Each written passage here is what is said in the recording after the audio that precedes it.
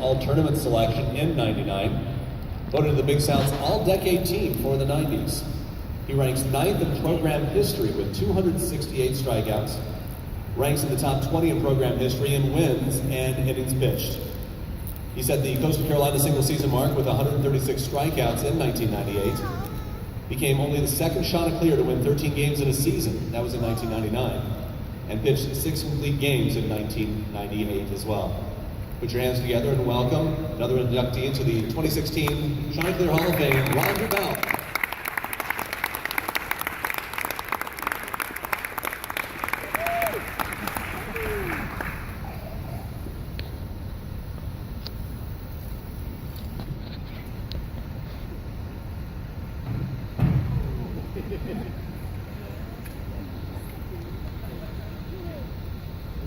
Roman like that.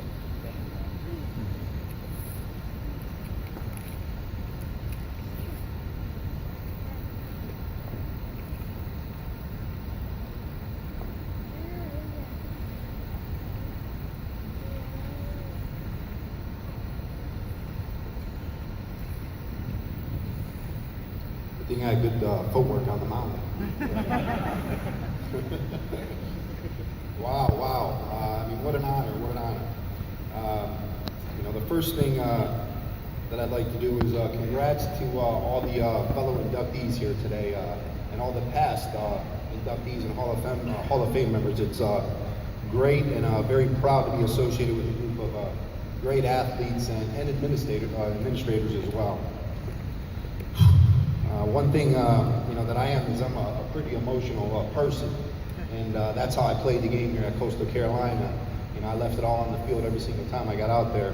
So as I go through this 3-minute speech, hopefully I can hold this together. But the first thing that came to my mind when Matt Hogue came to me at the alumni weekend this past spring and told me that I was going to be inducted into the Hall of Fame. Just like Blair, I was like a little bit in shock. Wow, was who to thank for making a day and an event like this possible. I want to thank the Hall of Fame committee for such a great honor. Matt Hogue, Coach Danley, Wayne White, some of the guys that are here today. I want to thank my friends and family. I had a lot of support and a lot of fans through my playing days. And I just want all of them to know that I really appreciated all their support. And, to this day, I'm still a fan of theirs, and I root for them every single day.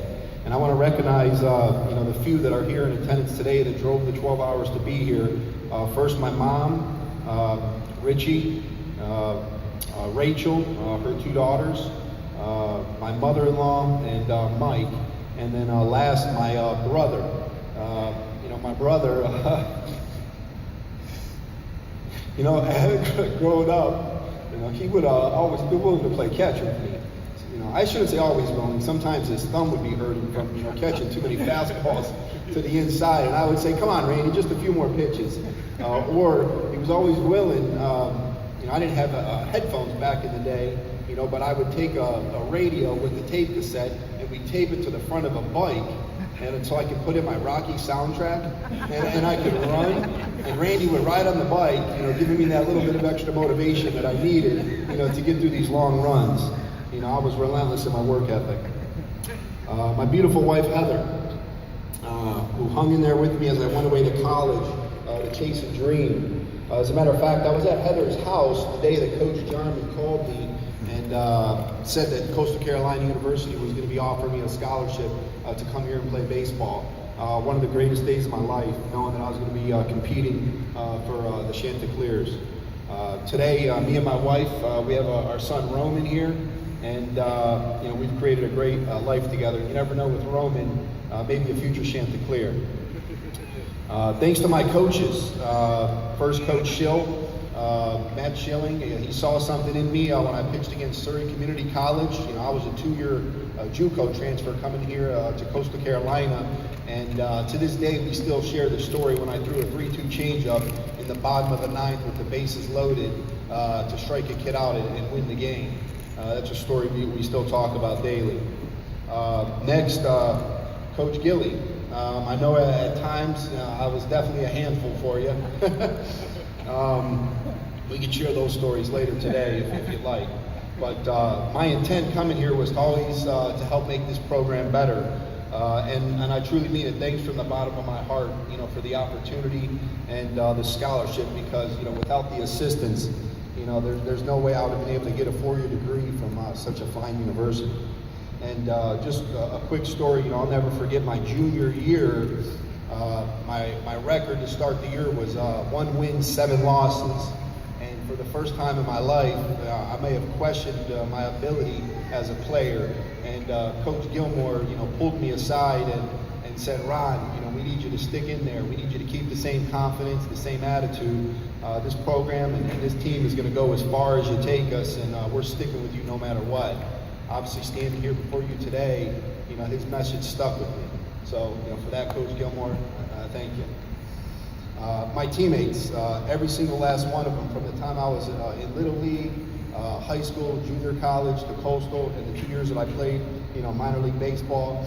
A couple of them are here today. First, Justin Owens, fellow Hall of Fame member. I was actually the guy that took Justin on his recruiting trip to convince him that this is where he needed to be. So obviously worked out there too.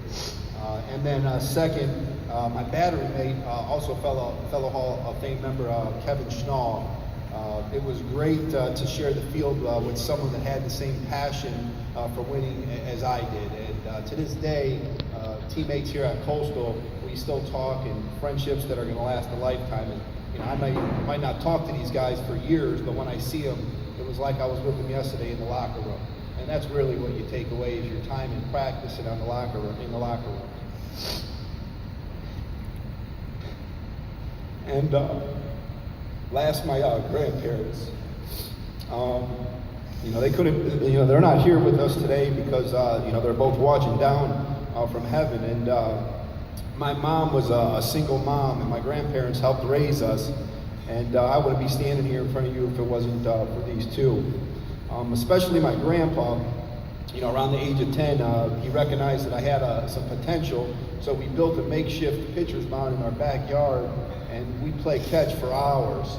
And it was around the age of 13, I was actually throwing the ball hard enough that it actually went through my grandfather's catcher's mitt, and it hit him square in the mouth, and it cracked his dentures in two. And you would think someone walking around for a couple of weeks without any teeth would be embarrassed. Not my grandpa. He was so proud of the fact that he could tell the story that he had a grandson that threw hard enough that, he cracked my dentures. And I think it was at that moment my grandfather realized that I had some talent and potential, and he seeked out the best travel teams in Ohio and traveled, all across the state of Ohio, and that continued into college and in the minor leagues. He was my biggest fan, although nothing will ever top my grandfather seeing me graduate from Coastal Carolina and earning my degree. The tears that I brought to his face, seeing the first person in his family get a college degree, I'll never forget that. And I'm sure I heard him scream the day that the Chants won the College World Series this past year. He was our greatest fan. Last thing here, I said it, give me 5. Today, I'm a VP of sales for Bathfitter. We're the nation's largest bathroom renovation company, and I often reflect on my days here at Coastal Carolina when things aren't going well or my team's not performing up to the standards that we have set. I always know that with hard work, dedication, a process, and a passion for what you do, success will come. So for that, thanks for having me today. It's such an honor, and once again, very humbled and just proud to be associated with a group of great people. Thank you.